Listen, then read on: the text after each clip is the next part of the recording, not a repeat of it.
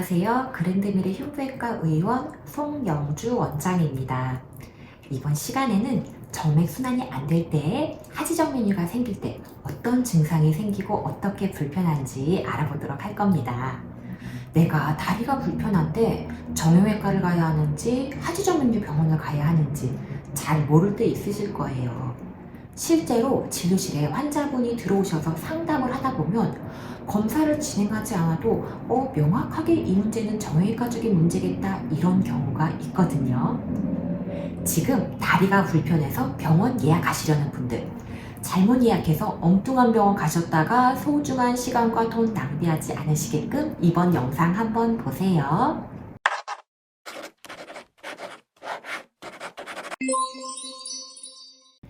오늘 하지정맥류 통증에 대해서 이야기할 건데 오늘은 세 가지만 기억을 하시면 됩니다. 이 세 가지는 뭐냐 하면요. 첫 번째, 언제 아프냐. 두 번째, 어디가 아프냐. 세 번째, 어떻게 아프냐. 이 세 가지만 기억하시면 됩니다. 첫 번째, 언제 아프냐. 하지정맥류 환자분들, 정맥순환 안 되는 분들은 순환이 안 될 때 당연히 다리가 아프거나 불편해집니다. 제가 전 시간에 설명 한번 드렸는데요. 다리의 정맥순환은 우리가 움직여주고 걸어주면 종아리 근육이 펌프 작용을 일으켜줘서 정맥피가 심장으로 순환되게끔 한다. 이런 설명 드렸었죠. 그러니까 이런 종아리 근육의 펌프 작용이 없는 상황, 우리가 가만히 서 있거나 가만히 앉아 있으면 정맥피가 정체돼서 압력이 올라가게 될 거고, 그럴 때 이제 다리가 불편하게 될 겁니다. 그렇다면은 우리가 누워서 잘 때는 어떨까요? 누워서 잘 때는 다리에 압력이 올라갈 일이 없죠. 그렇기 때문에 자고 일어나면 아침에는 사실은 다리가 많이 아프지 않으세요. 아침보다는 하루 종일 활동을 하다 보면 오후가 되면, 저녁이 되면, 밤이 되면 요럴 때 조금 더 불편해 하십니다. 한 자세로 오래 서 있거나 앉아 있으면 순환이 안 되니까 다리가 아프거든요. 그래서 이런 분들은 자꾸 움직이세요. 다리를 움직여주고 걸어주고 하면은 펌프 작용이 일시적으로 일어나니까 순환이 되거든요. 통증이 덜해집니다.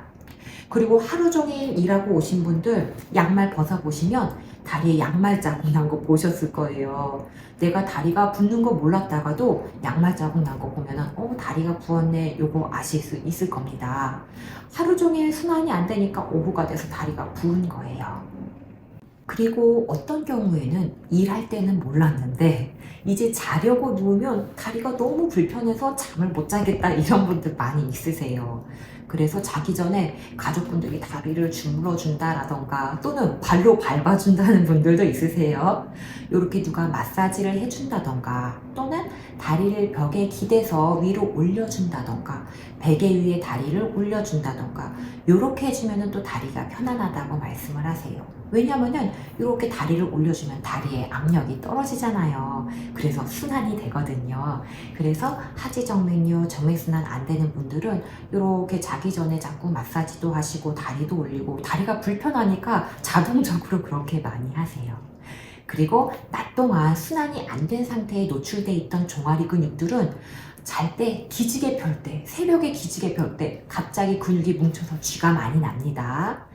어떤 분들은 너무 심하게 쥐가 나셔서 근육통이 며칠이나 가면서 너무 아팠다 이렇게 말씀하기도 하십니다. 하지정맥류 다리 통증은 이와 같이 압력이 올라가는 상황이 지속되면 다리가 더 불편하고 압력이 떨어지는 상황이 되거나 다리를 올려주거나 하면은 순환이 개선되어서 편안해지는데요. 만약에 순환 문제가 아닌 허리의 신경이나 관절, 근육, 근막 이런 쪽의 통증인 경우에는 어떨까요? 이런 경우에는요, 특정 자세를 하면 조금 아픈 경우가 많으세요. 한쪽으로 누우면 아프다, 무릎을 굽힐 때 아프다, 계단을 오를 때 아프다 이런 식으로 어떤 특정 자세를 할 때 아프면요, 이 경우는 정형외과나 신경외과 먼저 가보셔야 합니다. 그리고 아침에 일어나서 발을 땅에 디뎠는데 발이 아프다 이런 경우는 족저근막염 의심해 볼 수 있고요. 그리고 아까 하지정맥류, 정맥순환이 안 되는 분들은 걷거나 움직이면은 종아리 근육의 펌프 작용으로 순환이 개선돼서 다리가 편안해진다고 했는데 허리 협착증이 있어서 신경이 눌리거나 또는 동맥이 좁아지거나 이런 분들은요, 걷다 보면은 다리가 무겁고 피곤해서 더 못 걷는다 이렇게 말씀을 하세요. 내가 걷기 운동을 하러 나가서 한 50m, 100m 걸으면 그때부터 피곤해서 못 걷겠어요. 이렇게 말씀하시는 경우에도 신경외과나 정형외과 보시는 걸 추천드립니다. 두 번째는요, 이제 어디가 아프냐입니다. 순환이 안 돼서 아프다라고 생각하면, 자, 우리가 서 있으면은요, 다리의 어느 부분이 압력을 많이 받을까요? 종아리와 허벅지 보면은요, 아래쪽 부분이 더 압력을 많이 받으니까 발이나 종아리 이런 부분들이 더 불편하겠죠? 종아리가 피곤하고 쥐가 나고 발가락도 꼬이고 발목도 붓고 무겁다 이런 것들은 순환 문제 때문에 생기는 불편감이 거의 맞습니다. 근데 다리 불편감을 설명을 할 때 내가 엉치부터 내려오는 통증, 뭔가 허리에서 위에서부터 내려오는 통증, 또는 허벅지 뒤가 당긴다, 또는요 무릎을 딱 짚으시면서 여기가 아프다 이런 식으로 호소를 하시게 되면은요 정맥순환 문제는 조금 아닌 것으로 보입니다. 세 번째는 어떻게 아프냐입니다. 정맥순환으로 인한 통증은 어느 날 갑자기 시작되는 경우가 드뭅니다.